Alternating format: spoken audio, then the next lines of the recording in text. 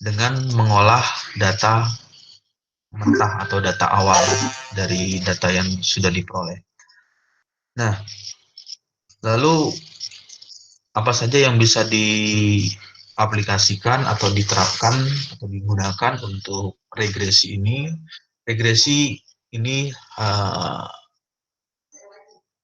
prinsipnya atau kegunaannya hampir sama dengan interpolasi. Jadi kalau misalnya di bab sebelumnya atau di pertemuan di minggu-minggu sebelumnya itu membahas mengenai interpolasi. Jadi regresi dengan interpolasi. Jadi kalau di interpolasi itu hanya digunakan untuk mengolah data yang diketahui data awal dan data akhir. Jadi yang dimiliki adalah data awal dan data akhir yang ingin dicari adalah data yang ada di pertengahan. Itulah interpolasi. Tapi di regresi Anda bisa memiliki banyak data, banyak hasil, banyak data yang dimiliki. Seperti contoh di minggu yang sebelum minggu kemarin itu ada memiliki data, katakanlah ada 6 titik atau 5 titik. Jadi bisa diketahui data berikutnya, data 6, 7, 8, 9, 10 dan seterusnya.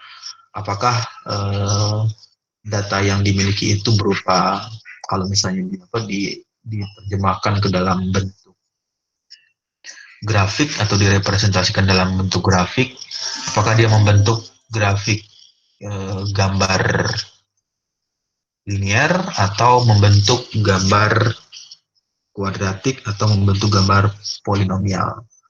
Jadi dari data mentah itu diolah sehingga bisa menghasilkan persamaan garis atau persamaan grafik yang hampir mendekati atau hampir menyerupai dengan data sebenarnya atau dengan data awalnya. Jadi cara inilah yang bisa dipergunakan untuk memprediksi atau mengamati hal-hal yang belum terjadi. Di banyak sekali aplikasinya. Nanti di bagian bab akhir kita bisa lihat ada penelitian yang hanya menggunakan tools atau menggunakan cara hanya memanfaatkan teori regresi atau dengan mencari persamaan regresi tersebut, maka didapatlah prediksi-prediksi baru atau berupa hal-hal yang belum dilakukan, jadi bisa diperkirakan. Nah, nanti ya detailnya atau lengkapnya itu bisa membaca di buku ini, Applied Numerical Method with MATLAB for Engineer and Scientist. Jadi buku ini cukup menjelaskan secara mendasar ya atau secara fundamental apa itu numerical. Nah, kalau di buku ini yang digunakan adalah toolsnya MATLAB. Jadi numerik itu banyak sekali tools yang bisa digunakan, tidak hanya MATLAB. Jadi Anda bisa menggunakan software MATLAB, software Excel, kemudian Visual Basic atau software Fortran, kemudian OpenFOAM dan banyak sekali software-software yang bisa dimanfaatkan atau digunakan. Kalau di zaman saat ini atau di sekarang ini untuk menggunakan tools atau menggunakan software itu tidak terlalu masalah. Bagaimana kan how used to software, apalagi di dunia 4.0 4.0 semuanya sudah serba digital, serba online. Jadi ketika ada masalah, ada trouble, begitu cepatnya atau begitu mudahnya Anda hanya membuka video YouTube, nanti akan banyak sekali muncul cara-cara menggunakan software tersebut.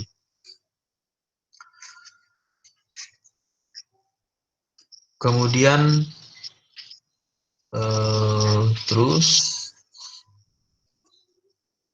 nah ini adalah yang minggu kemarin ya, mengingatkan di minggu kemarin, linear regresi atau regresi linear merupakan suatu cara atau metode yang bisa dipergunakan secara penghitungan untuk secara statistik. Jadi data-data yang diolah atau data-data yang dipergunakan, data mentah tersebut Anda bisa olah atau bisa lakukan analisa dengan cara pengolahan data secara statistik. Jadi kalau misalnya mengikuti mata kuliah statistik itu ada sedikit membahas mengenai masalah apa linear, linear regresi. Jadi linear regresi itu metode statistik yang bisa digunakan untuk membentuk model hubungan antara dua variabel. Jadi ada dua variabel, ada variabel sebut saja dengan variabel y, dependent variabel atau respon dependent atau respon atau variabel sumbu y. Kemudian ada satu lagi variabel bebas independent. Independent itu artinya variabel tersebut bisa berubah terhadap kondisi tertentu. Jadi tidak ada variabel tidak mengikat atau bisa berubah. Jadi kalau direpresentasikan dalam bentuk gambar grafik, ini adalah y-nya adalah vertikal, x-nya horizontal. Nah, jadi antara koordinat y dan x itu akan membentuk grafik. Apakah grafiknya itu berbentuk atau bergambar garis linear atau bergambar regresi kuadratik atau eksponensial dan sebagainya. Kemudian apabila banyaknya variabel bebas hanya ada satu disebut sebagai linear sederhana. Jadi ketika Anda mendapatkan grafik yang hanya memiliki satu variabel bebas atau apabila banyaknya variabel bebas hanya ada satu. Jadi variabel bebas hanya ada satu, artinya gambar di aksis X itu memiliki nilai independen satu disebut sebagai regresi linear yang sederhana. Sedangkan jika terdapat lebih dari satu variabel bebas disebut regresi linear berganda. Jadi bisa saja Anda mendapatkan grafik, ada data awalnya itu ada beberapa titik atau berbagai macam titik, nanti bisa dilihat titiknya seperti apa. Ada hanya titik-titik yang berbentuk regresi linear, kemudian ada titik-titik yang bentuknya itu cukup banyak atau kompleks, jadi berbentuk lingkaran atau titik-titiknya itu membentuk huruf membentuk kurva tertentu. Jadi nanti bisa dilihat, nanti ada contoh slide PP PowerPoint-nya. Kemudian secara umum regresi atau analisis regresi ini memiliki manfaat atau kegunaan. Yang pertama itu regresi ini bisa digunakan atau diaplikasikan untuk memberikan deskripsi atau menjelaskan fenomena yang dibahasakan atau dituliskan, dideskripsikan, fenomena data atau kasus yang sedang diteliti. Contohnya misalkan Anda mengamati cuaca, misalkan cuaca katakanlah di bulan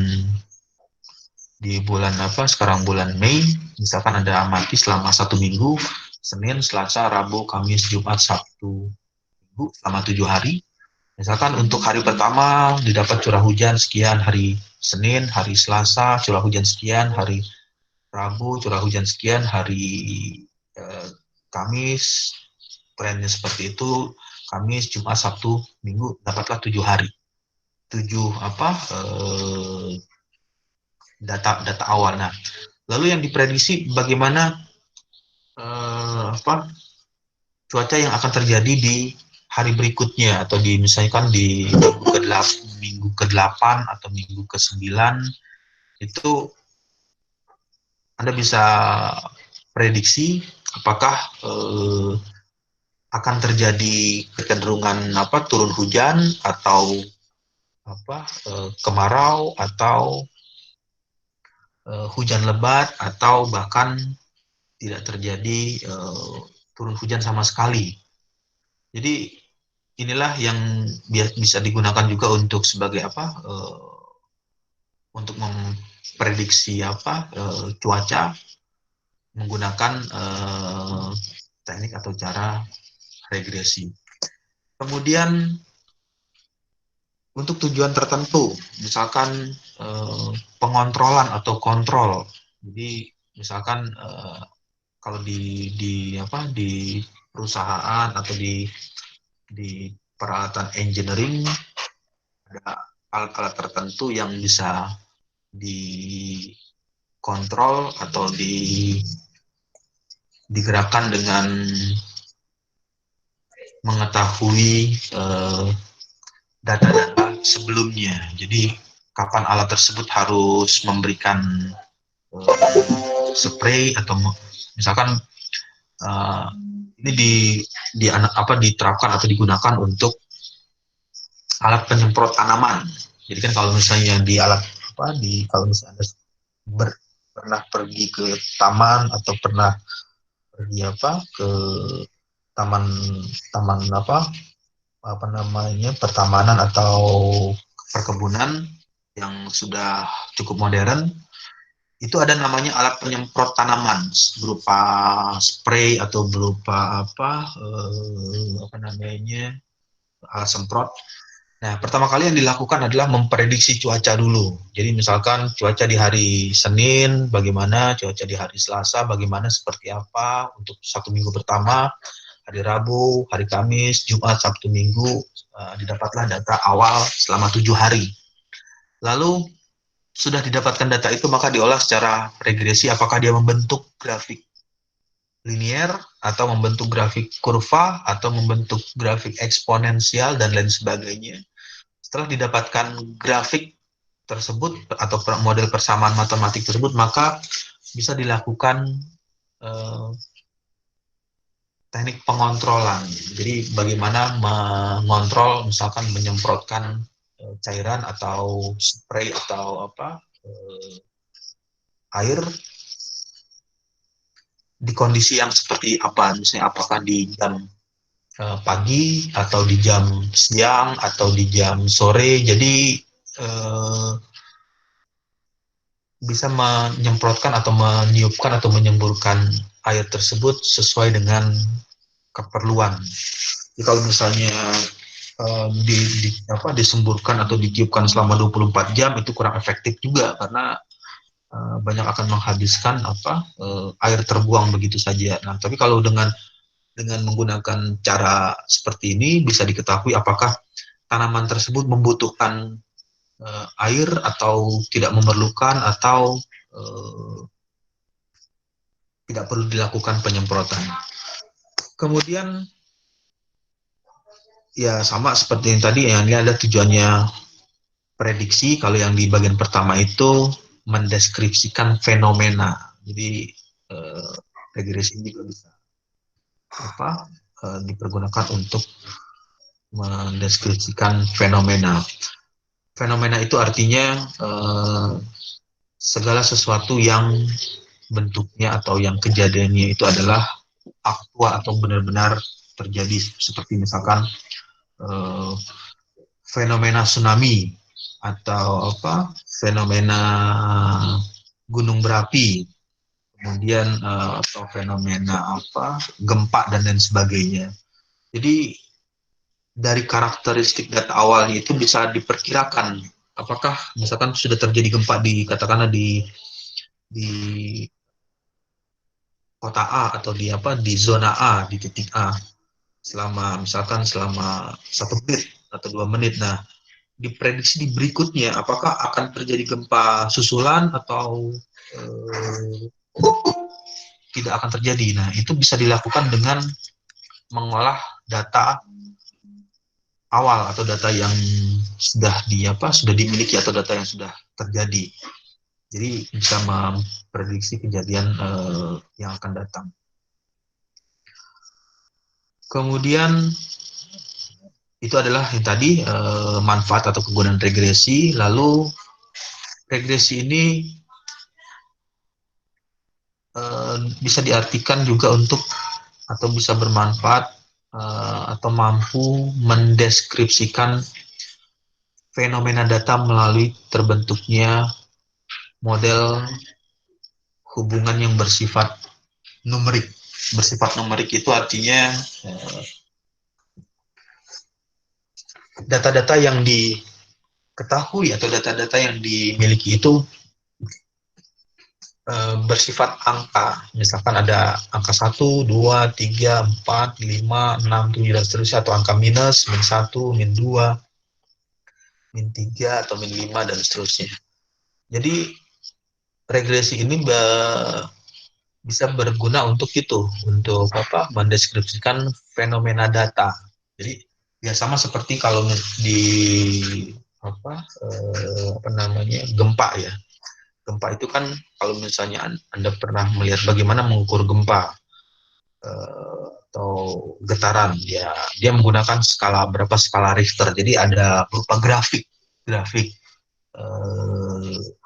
grafik gelombang naik turun. Nah, itulah yang dimaksud dengan data-data numerikalnya. Data-data numerik ini yang diterjemahkan atau diolah lagi untuk mendapatkan prediksi selanjutnya.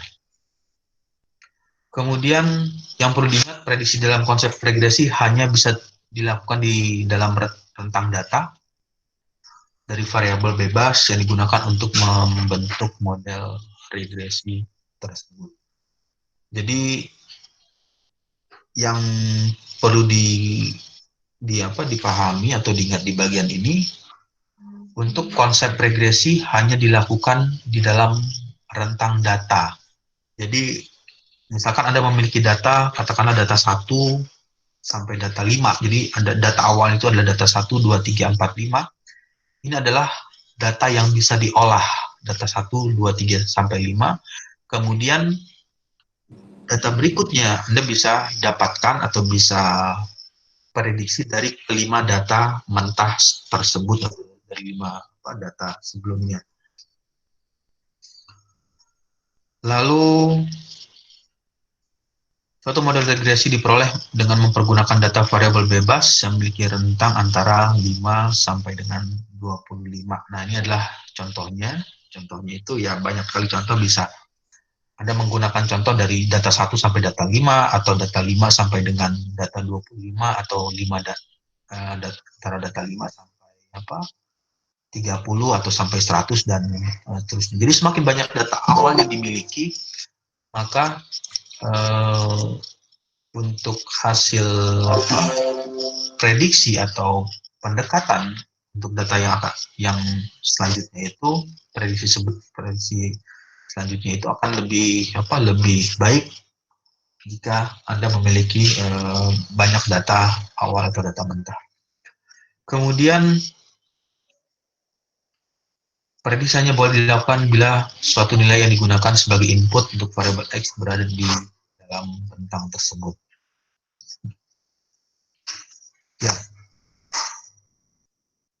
Jadi data untuk variabel independen atau yang biasa disebut dengan X. Jadi kalau bisa digambarkan dalam koordinat X pada regresi linear, bisa merupakan data pengamatan yang tidak ditetapkan sebelumnya oleh peneliti atau objek. Jadi data X itu tidak bisa ditetapkan. Jadi misalkan yang dimaksud dengan data yang tidak bisa ditetapkan itu ya sama seperti cuaca. Kan tidak ada yang bisa mengontrol cuaca. Misalkan hari Senin harus turun hujan, hari Selasa harus kemarau, terus hari Selasa lagi, hari Rabu harus kemarau, dan Kamis turun hujan. Jadi, yang hal-hal ini tidak bisa ditetapkan atau dikontrol, karena itu sudah berhubungan dengan alam, dengan kondisi alam. Misalkan belum pernah ada orang yang bisa mengontrol atau mengatakan, oh ini tidak akan terjadi letusan gunung berapi. Ya walaupun secara eh, daerah situ ada ada kuncennya atau ada penunggu gunung berapi, ya kalau misalnya gunungnya akan meletus ya dia tetap akan keluar. Nah, inilah yang dimaksud dengan independen. Independen itu dia bebas, bebas secara natural atau secara alam, tidak bisa dikontrol. Atau misalkan mengontrol gempa. Misalkan sudah terjadi gempa, ya dikontrol, jadi bisa di stop untuk di menit berikutnya atau di detik sekian bisa di stop secara Anda mengaktifkan atau mematikan handphone, jadi kan misalnya on off, jadi gempa tidak, nah itu tidak bisa di, di dilakukan. Jadi variabel X itu adalah independen. Jadi data pengamatan yang tidak ditetapkan sebelumnya oleh peneliti atau yang biasa dikatakan sebagai observational data, maupun atau data yang bisa dikontrol atau bisa diatur atau ditetapkan. Ya, umumnya perbedaannya adalah kalau yang diobservasi ini, yang diobservasi data ini adalah data-data yang secara natural atau secara alami, eh, mengontrol bagaimana cara mengontrol gempa. Nah, itu nggak bisa. Bagaimana mengontrol kecepatan udara yang mengalir di gunung untuk kecepatan sekian, itu nggak bisa. Jadi dia akan terjadi secara natural. Atau misalkan mengontrol gelombang air laut. Jadi air laut itu dikontrol untuk dalam waktu, katakanlah dalam waktu 1 jam, ketinggian gelombangnya hanya tingginya misalkan 50 cm. Nah, itu bagaimana melakukan pengontrolannya. Nah, di bagian lain, variabel independen ini maupun data yang telah ditetapkan oleh peneliti sebelumnya atau data tersebut bisa dikontrol.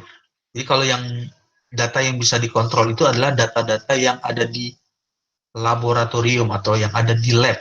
Kalau misalkan Anda praktikum fisika, di sini ada yang masih ingat nggak praktikum fisikanya apa aja yang udah pernah dilakukan?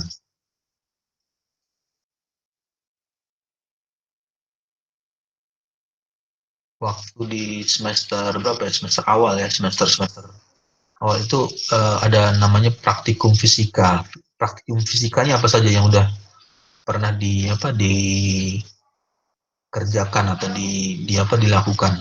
Ada yang masih ingat praktikum fisika?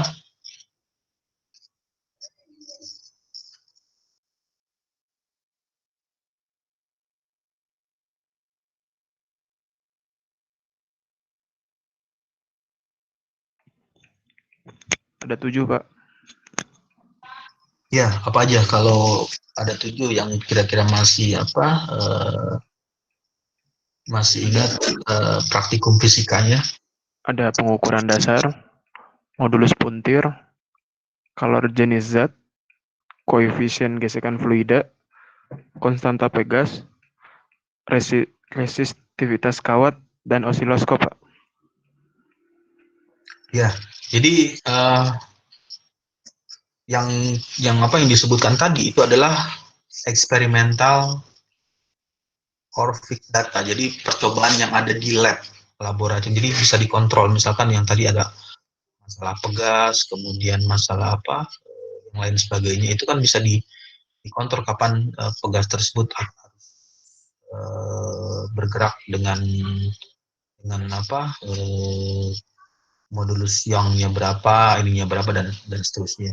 Nah, itu adalah hal-hal yang bisa dikendalikan atau bisa dikontrol secara eksperimen kondisi tersebut yang terjadi di lab atau terjadi di laboratorium. Tapi kalau terjadi di alam semesta atau di natural, itu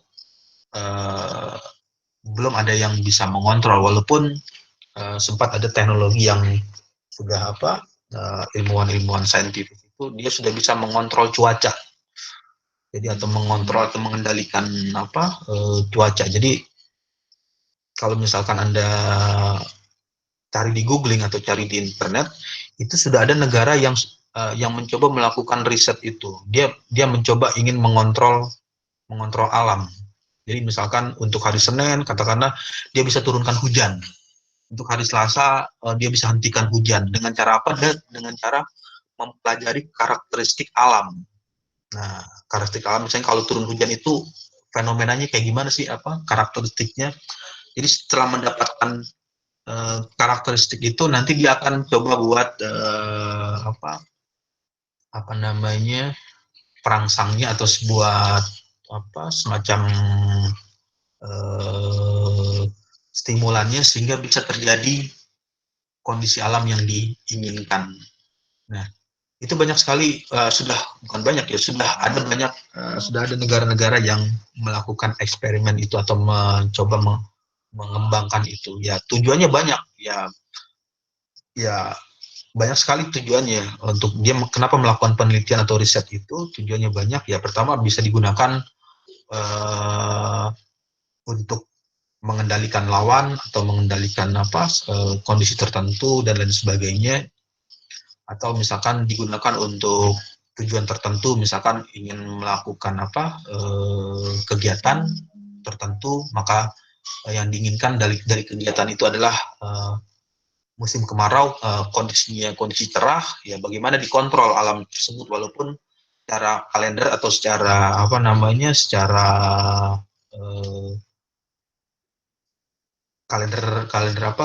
kalender tahunan, ya di bulan itu masuk ke dalam bulan, misalkan masuk ke dalam musim hujan, tapi bisa dibuat atau dikondisikan menjadi musim kemarau. Nah, itu sudah banyak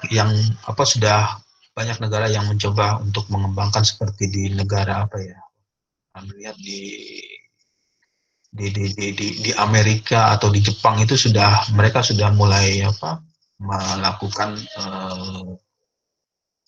melakukan riset-riset seperti itu, karena teknologi atau kemampuan engineering itu sangat kalau misalnya Anda benar-benar mendalami atau memiliki passion dan lain sebagainya, Anda akan masuk ke dalam menyelam lebih dalam lagi, atau bisa mengimprove lebih dalam lagi masalah rekayasa atau masalah di bidang engineering yang diaplikasikan atau digunakan untuk hal-hal yang tertentu. Kemudian yang lainnya, jadi perbedaannya adalah balik lagi ke numerik ini. Jadi perbedaannya adalah bahwa dengan menggunakan fixed data, informasi yang diperoleh lebih kuat dalam menjelaskan korelasi atau hubungan sebab akibat antara variabel X dan variabel Y. Jadi kalau misalnya yang dilakukan percobaan di lab, di laboratorium itu seperti percobaan fisika tadi, itu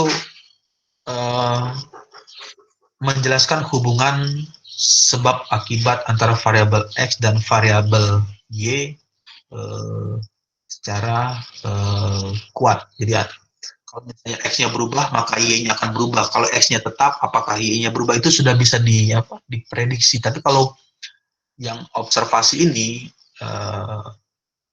itu datanya masih bisa berbeda hasil prediksi dari regresi tersebut.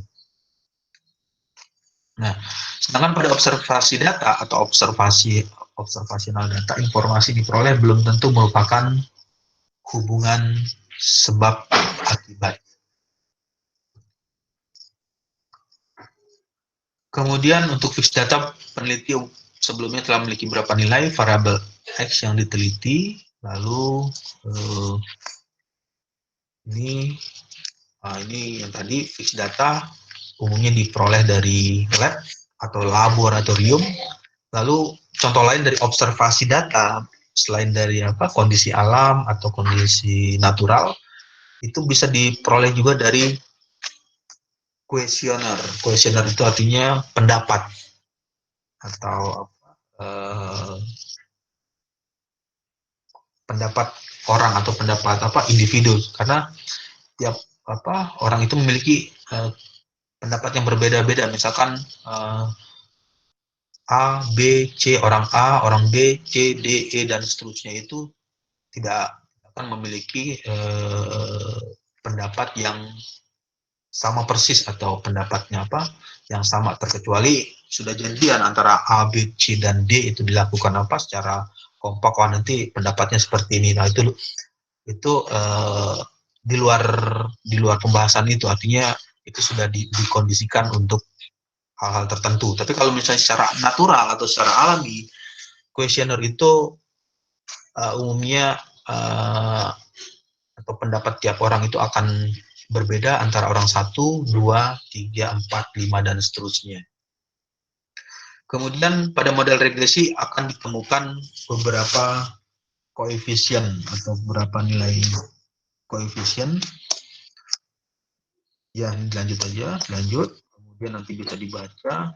Lalu apa saja yang menjadi koefisien di regresi tersebut yang diambil contoh, sebagai contohnya adalah regresi linear. Yang pertama, koefisien intercept.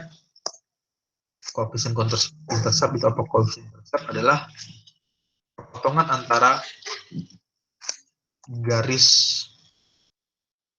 suatu garis dengan sumbu Y pada diagram Cartesius untuk nilai X-nya bernilai 0.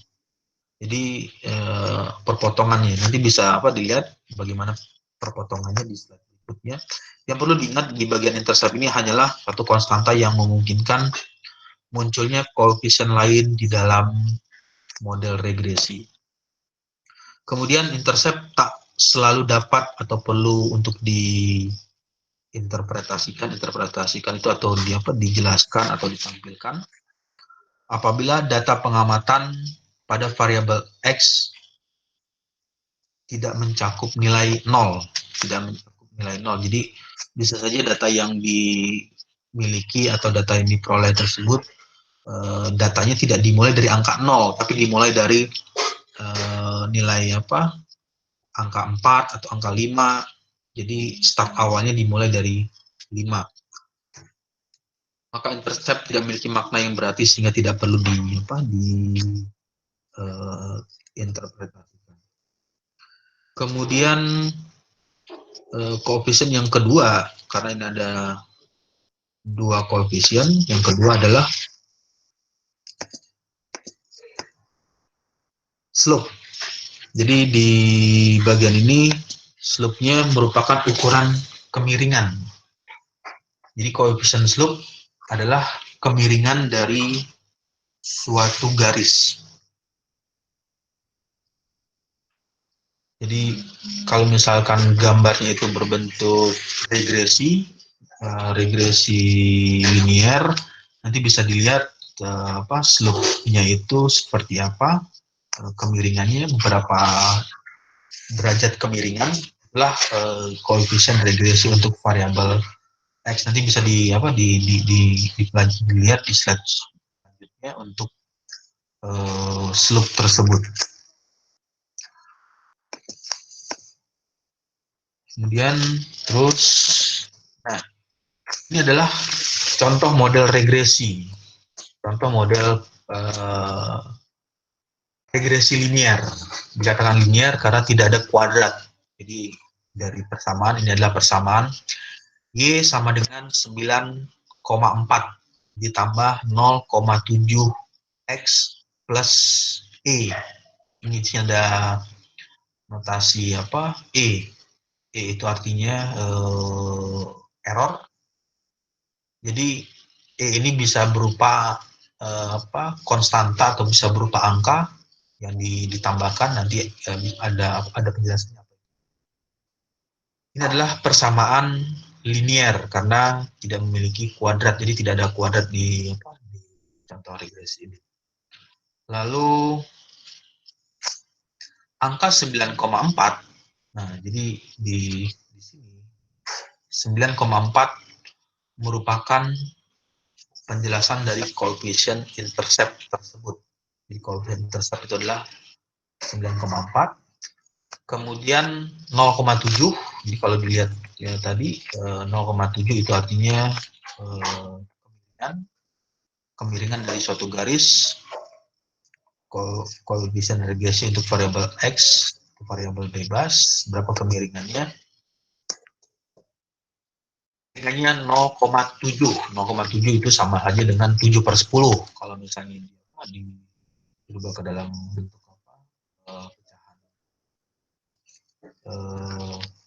pecahan apa berupa per 7/10 atau 0,7. Sedangkan E merupakan errornya.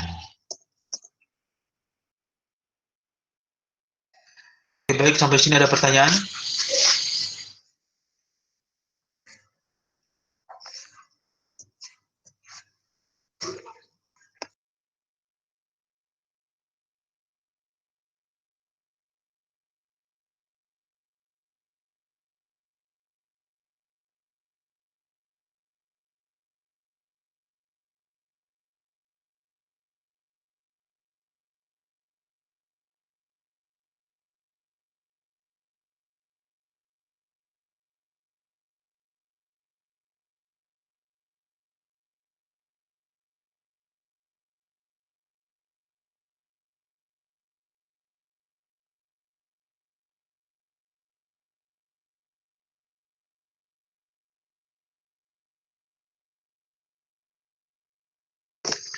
Ya, kalau tidak ada pertanyaan berikutnya, jadi error bukanlah atau sesuatu yang rusak atau sesuatu yang hancur atau tidak bisa digunakan. Jadi error di sini dalam konsep regresi adalah semua hal yang mungkin mempengaruhi variabel terikat atau variabel Y yang bisa disebut dengan variabel Y yang dalam hal ini tidak diamati atau lepas atau luput dari pengamatan atau peneliti. Jadi variabel Y dalam konsep regresi linear, error adalah semua hal yang mungkin mempengaruhi variabel terikat atau nilai Y yang tidak diamati oleh peneliti. Jadi peneliti tersebut tidak sempat atau tidak bisa melakukan atau sulit untuk melakukan atau mengamati kondisi tersebut. Nah, Anda bisa memasukkan berapa nilai E-nya, nilai errornya dari data yang diperoleh. Misalkan sebagai contoh, Anda melakukan survei ya, Anda melakukan survei katakanlah terhadap 10 orang yang melakukan survei atau observasi. Terus dari survei tersebut didapatlah data awal, data mentah. Misalkan Anda lakukan surveinya itu di hari Minggu atau di hari libur, Anda dapatkan data mentah 10 orang. Terus ketika dilakukan survei ulang dengan orang yang sama, 10 orang dengan orang yang sama tapi berbeda hari. Yang satunya dilakukan di hari Minggu, kemudian di hari yang berikutnya itu dilakukan di hari yang berbeda, misalkan dilakukan surveinya itu di hari Senin. Nah, ternyata hasil antara survei di hari Minggu dengan di hari Senin itu berbeda, ada perbedaan walaupun dengan orang yang sama, dengan jumlah 10 orang, orangnya sama, dengan jumlah orang yang sama, dengan 10 orang, dengan orangnya sama, tetapi yang membedakan misalkan di hari Minggu kondisinya kondisi libur. Jadi pada saat mengisi kuesioner atau mengisi data-data tersebut, 10 orang yang diambil kuesioner tersebut bisa mengisi dengan eh, berpikir lebih tenang, berpikir lebih konsentrasi atau lebih fokus. Sedangkan di hari Senin, karena itu adalah hari kerja atau hari kesibukan eh, kesibukan orang, sehingga untuk memberikan data kuesioner itu tidak mengalami fokus yang lebih baik. Nah, jadi inilah yang bisa dimasukkan berapa nilai E-nya, nilai errornya. Misalkan ketika dilakukan di hari Senin, berapa errornya jika dibandingkan dengan ketika melakukan survei atau pengujian di hari Minggu. Itu hanya sebagai contoh. Itu hanya sebagai contoh. Nanti contohnya Anda bisa improve sendiri atau kembangkan sendiri bagaimana atau mengartikan konsep regresi linear tersebut. Nah, kemudian yang selanjutnya ini adalah gambar grafik yang tadi dengan persamaannya sama. Y sama dengan 9,4. Y sama dengan 9,4 ditambah 0,7 X plus ditambah E. E ini adalah errornya. Jadi misalkan dari data pengukuran atau dari data awal diketahui ada berapa titik nih. Warna biru. 1, 2, 3, 4, 5, 6, 7, 8, 9, 10, 11, 12, 13, 14, 15, 17, 18, 19, 20, 21, 22, 23, 24, 25, 26, 27, 28, 29, 30, 31, 33, 34, 35, 36, 37. Ada sekitar 37 data atau 37 data awal atau data mentah. Datanya berbentuknya seperti ini, mengumpul di seperti ini. Nah, kalau misalnya ditarik garis regresi, ya dia akan yang hampir mendekati adalah data-data yang di titik-titik ini yang hampir dekat. Tapi bagaimana dengan data yang lain? Jadi kalau misalnya garisnya itu bisa dibuat ada regresi 1 seperti ini, hasilnya persamaannya, kemudian regresi untuk zona yang di sini garis persamaannya seperti apa, kemudian untuk yang di bawah di sini ada data juga bisa dibuat garis lagi. Jadi ada 3 garis regresi. Inilah yang disebut dengan, kalau yang tadi ada di slide sebelumnya. Jadi kalau di slide sebelumnya itu ada penjelasan yang mengatakan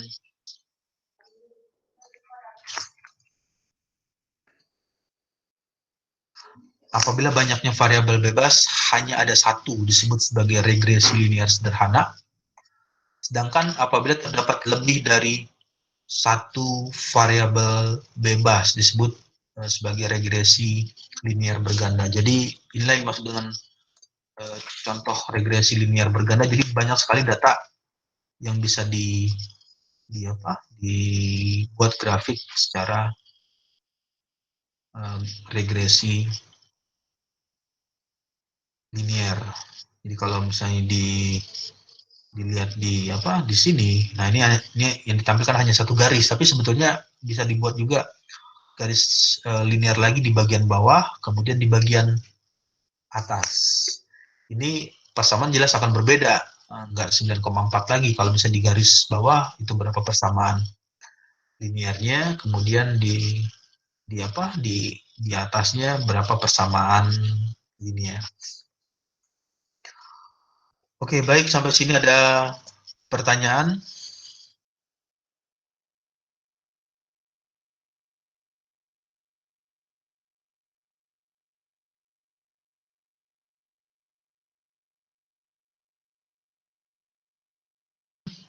Ada pertanyaan?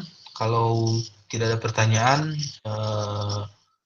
saya anggap atau saya asumsikan Anda bisa memahami atau bisa mengikuti.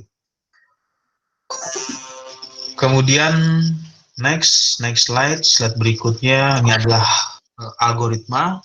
Algoritma itu artinya langkah-langkah untuk membentuk regresi linier. Ini bisa dibaca di sini, poin 1, 2, 3, kemudian 4,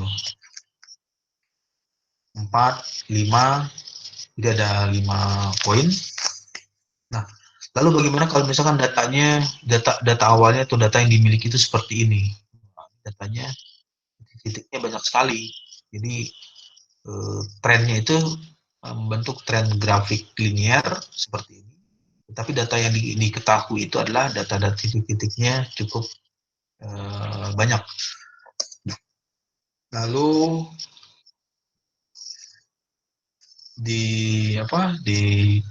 diperoleh adalah persamaan kurva linier jika diketahui data X dan Y sebagai berikut.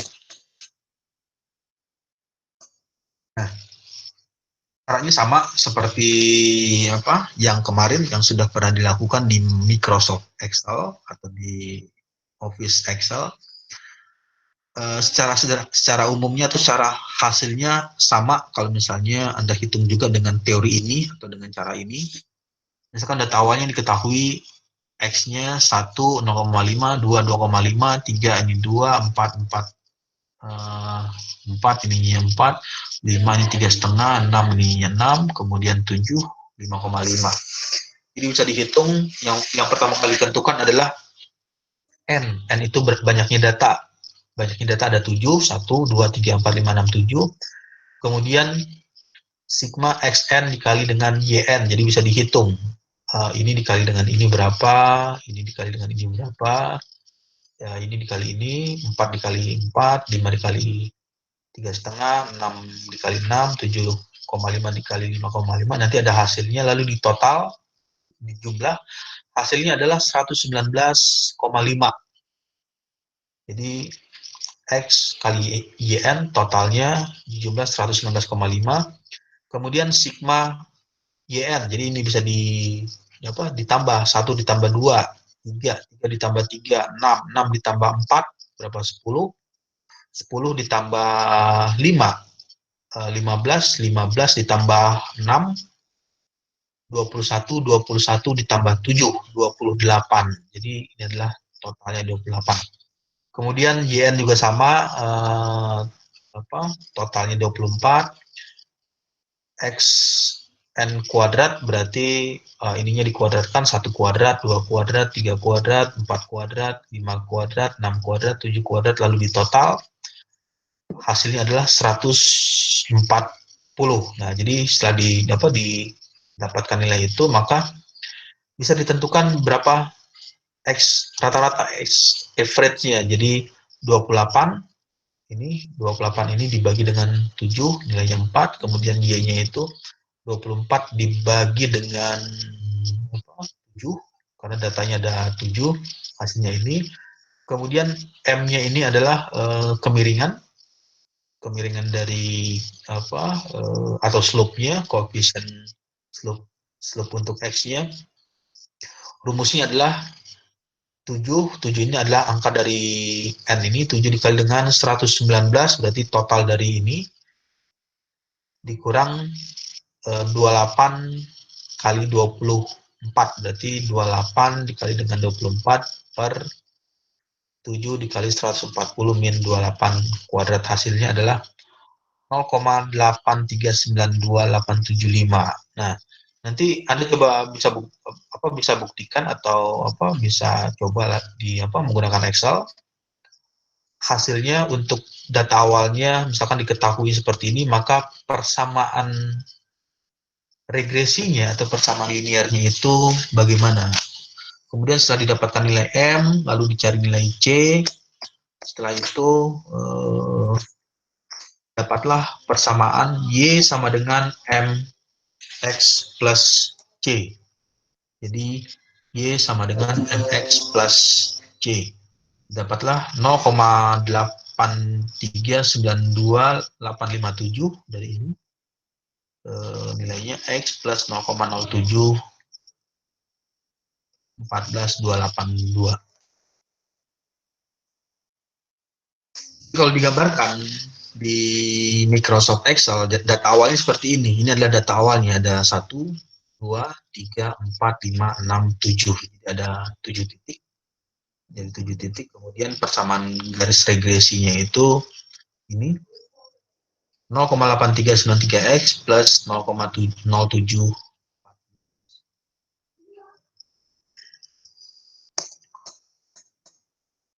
Kemudian di sini ada soal, seorang guru matematika mencatat lama waktu itu artinya Y dalam menit yang diambil dari perjalanan ke sekolah ketika meninggalkan rumah setelah jam 7 pagi, X dalam menit pada 7 hari, jam 7 pagi, X dalam menit pada 7 pagi hari yang tercatat. Kemudian coba Anda buat plot data dengan diagram pancar, berikan penjelasan dari plot tersebut. Kemudian tentukan persamaan regresi linear sederhana dan maknanya. Terus gambarkan garis regresi. Ya, jadi nanti Anda coba buat gambarnya di Microsoft Excel atau di MATLAB. Kalau misalnya Anda mau coba, dilihat aja caranya seperti apa. Anda coba cari yang pertama plot data dengan diagram ini, dengan data ini seperti apa datanya. Lalu berikan penjelasan dari data tersebut. Kemudian B-nya hitung atau tentukan persamaan regresi linear sederhana serta maknanya. Kemudian C coba dijelaskan atau ditampilkan gambar garis regresi tersebut.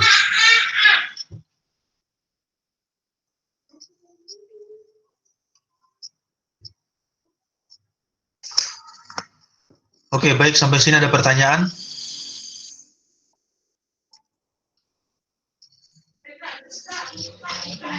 Ada pertanyaan? Enggak, Pak. Ya, jadi kalau tidak ada pertanyaan, nanti Anda coba soalnya seperti ini. Dan Anda bisa cari jawaban untuk A, B, dan C menggunakan Excel, Microsoft Excel, atau menggunakan software MATLAB.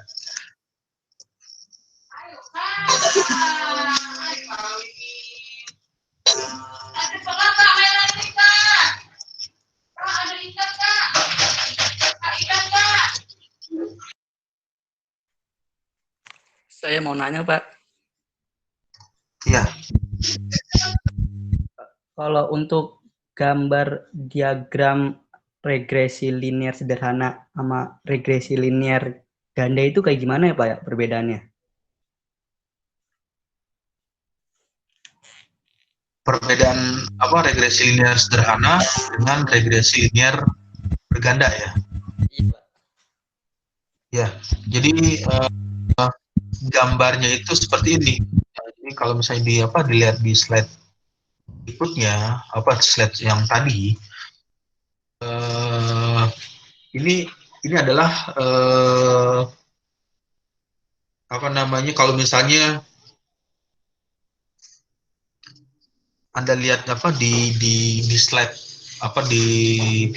di minggu sebelumnya atau minggu berikutnya itu kan ada gambar grafiknya seperti apa. Kalau misalkan di slide minggu kemarin,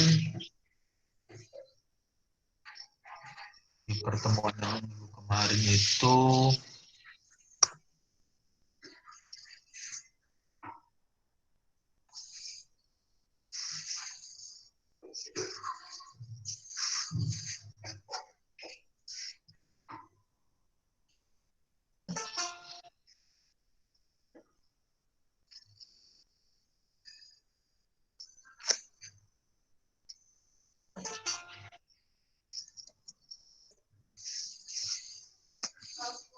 tampilannya sudah lihat ya, keluar ya tampilan slide PowerPoint-nya.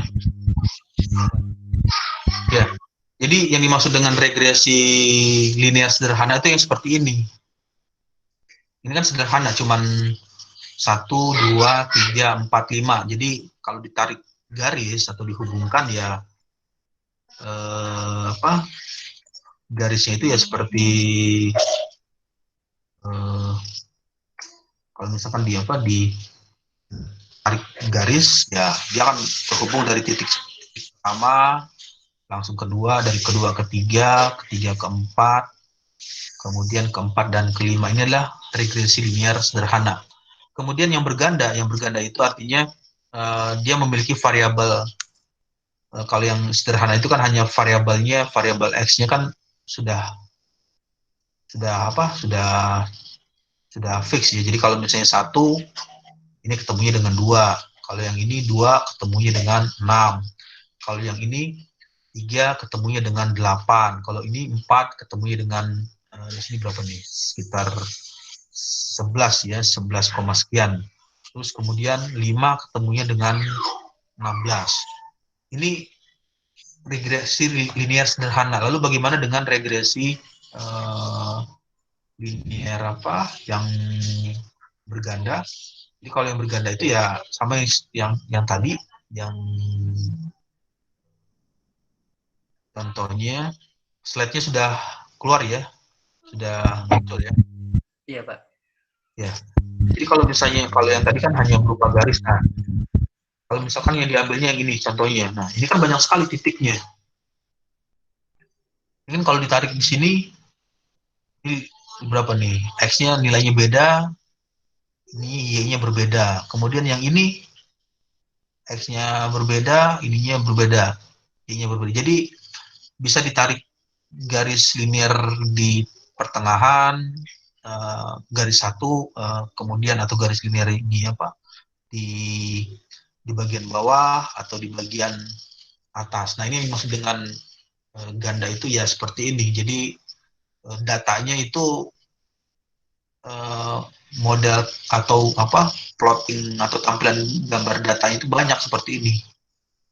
Jadi bisa tarik di tengah, bisa tarik di di bagian atas atau di bagian bawah. Nah kalau data yang tadi di slide yang sebelumnya itu kan sudah kelihatan hanya beberapa titik, hanya 5 titik, 1, 2, 3, 4, 5 ya. Jadi kalau bisa ditarik garis ya seperti itu, garisnya ya hanya satu tren grafik regresi linear. Tapi kalau yang di sini ini bisa beberapa grafik regresi linear yang bisa ditampilkan, apakah menampilkan di bagian garis bawah yang bagian ini data yang digunakan, atau menggunakan data garis yang di atas atau yang menggunakan di tengah. Ya, jadi itu penjelasannya apa yang dimaksud dengan yang tadi R. Kalau misalnya balik lagi ke slide sebelumnya, perbedaannya adalah bahwa dengan menggunakan ini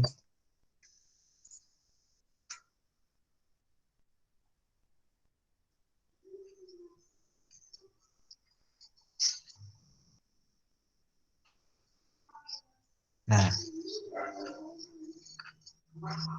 jadi apabila banyaknya variabel bebas, hanya ada satu disebut hanya ada satu. Jadi kalau yang tadi kan satu titik, misalnya titik 1, 1,2, X-nya 1, Y-nya 2 disebut sebagai regresi linear sederhana. Sedangkan jika terdapat lebih dari satu variabel bebas, itu disebut dengan regresi linear berganda. Ya contohnya ya seperti ini.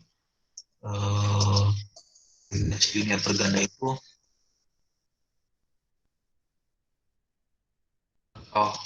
data awalnya atau data mentahnya itu yang dimiliki seperti ini. Bisa membentuk garis linear di tengah, di bawah, atau di bagian bagian atasnya. Ya, oke, baik. Ada pertanyaan lagi? Ini rekamannya bakal diupload di YouTube atau linknya dikasih kita nggak Pak? Soalnya saya agak terlambat tadi masuknya. Gimana? Suaranya nggak jelas. Nanti rekamannya bakal diupload di YouTube atau linknya dikasih kita nggak Pak? Soalnya Oh, saya untuk rekaman bisa di di streaming ya, bisa live stream bisa streaming di YouTube untuk rekaman kuliah tadi untuk metode analisa numerik. Oke Pak. Kemudian ada lagi pertanyaan, nanti Anda coba buat tadi di bagian ini. Nah, nanti Anda coba cari berapa nilai untuk plot data diagram. Nah, jadi kalau melihat gambar ini adalah ini masih gambar regresi linear sederhana, karena hanya satu.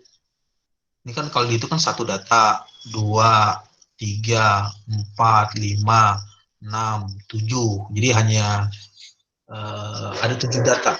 Jadi hanya menggunakan regresi linear sederhana. Kalau misalnya ada tabel lagi, di sini di bawahnya ada tabel XY lagi, kemudian yang X-nya berikutnya itu 1 dengan 5, terus X berikutnya 3 dengan 2. Nah, itu dia sudah regresi berganda. Jadi ada banyak titik untuk nilai X dan Y, kemudian banyak titik untuk nilai-nilai berikutnya. Jadi tugasnya adalah nanti coba cari plot data dengan diagram pencar, berikan penjelasan dari plot tersebut.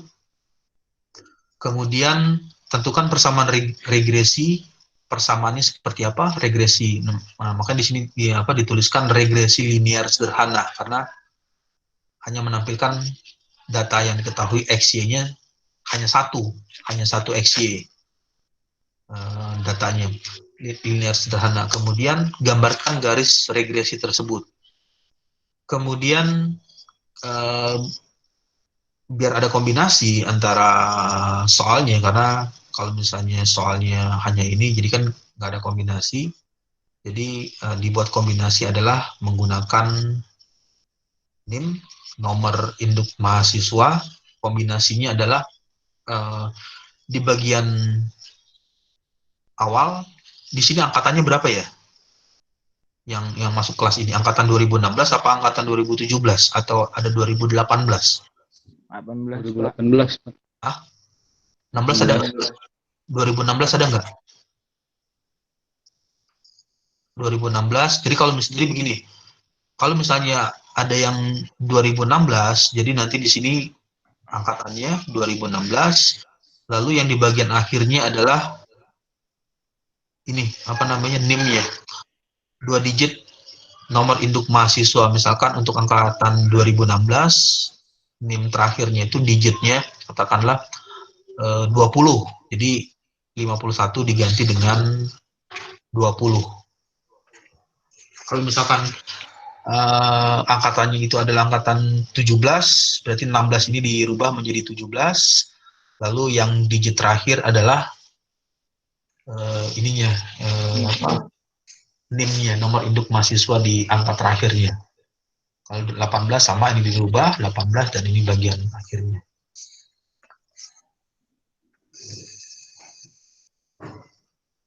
Ya, oke, baik. Ada pertanyaan lagi? Kalau tidak ada pertanyaan, mungkin kelasnya cukup sampai di sini untuk pertemuan kelas metode analisa numerik. Jadi nanti materi yang disampaikan ini hanya sedikit ya, sangat sedikit. Kalau dibilang sangat sedikit, lebih banyaknya nanti Anda bisa mengimprove sendiri atau menggali sendiri atau menyelam lebih dalam lagi. Lihat aja di e-book, dibaca satu persatu, dibuka materinya, bagaimana pemahamannya atau yang disampaikan di buku tersebut seperti apa. Karena yang namanya belajar atau proses pembelajaran itu tidak bisa untuk saat ini ya, untuk di zaman era 4.0 ini, kalau hanya mengandalkan one way atau satu arah atau hanya mengandalkan dari satu sumber, itu Anda hanya akan mendapatkan ilmu yang lebih sedikit. Dan hanya dengan dulu, kalau dulu zaman-zamannya belum ada teknologi komputasi atau teknologi komputer, itu ilmu itu dapatnya hanya dari satu sumber, kadang dari guru atau dari dosen atau dari orang yang memberitahu. Tapi kalau di era ini, di era digital, era 4.0, banyak sekali sumber yang bisa diperoleh, apalagi akses internet sudah cukup mudah. Hanya menggunakan handphone itu sudah bisa diketahui data informasi yang ingin dicari atau data-data yang ingin didapatkan. Hanya mengetikkan keyword atau kata kunci, Anda bisa mencari data yang ingin dicari. Jadi permasalahannya dalam belajar itu mau apa enggak, mau atau enggak. Jadi mau mencari atau enggak mencari. Jadi kalau misalnya Anda semakin banyak Anda bersemangat atau memiliki interest yang banyak yang dicari, maka banyak hal-hal yang bisa diperoleh atau informasi yang bisa didapatkan. Tapi kalau misalnya tidak mau mencari, ya hanya mengandalkan satu informasi, ya hanya sedikit sekali yang bisa diperoleh. Jadi informasi yang atau ilmu pengetahuan atau skill yang dimiliki juga nantinya ketika Anda bersaing di dunia kerja setelah lulus, Anda pasti akan melakukan kompetisi dengan yang lain, dengan lulusan-lulusan universitas yang lain, seperti apa skill dan kemampuannya. Tapi kalau hanya yang dicari itu hanya kalau hanya ingin mendapatkan ijazah atau hanya ingin mendapatkan nilai atau hanya ingin mendapatkan IPK, ya saya rasa itu untuk saat ini Anda salah besar ya, karena nilai angka atau ijazah itu ya hanya berupa tulisan di atas kertas, tapi secara knowledge atau ilmu yang dimiliki tidak sebanding dengan apa yang dituliskan. Oke, baik. Kalau tidak ada pertanyaan atau ada tambahan lagi, kalau tidak ada pertanyaan, mungkin untuk pertemuan kelas metode analisa numerik 20 Mei 2020 sampai di sini. Nanti mungkin kita akan ketemu lagi di pertemuan ke-15. Oke, baik. Kalau tidak ada pertanyaan, saya ucapkan selamat sore, selamat menjalankan ibadah puasa, dan wassalamualaikum warahmatullahi wabarakatuh. Terima kasih, Pak. Waalaikumsalam. Terima kasih, Pak. Terima kasih, Pak. Waalaikumsalam warahmatullahi wabarakatuh. Terima kasih, Pak.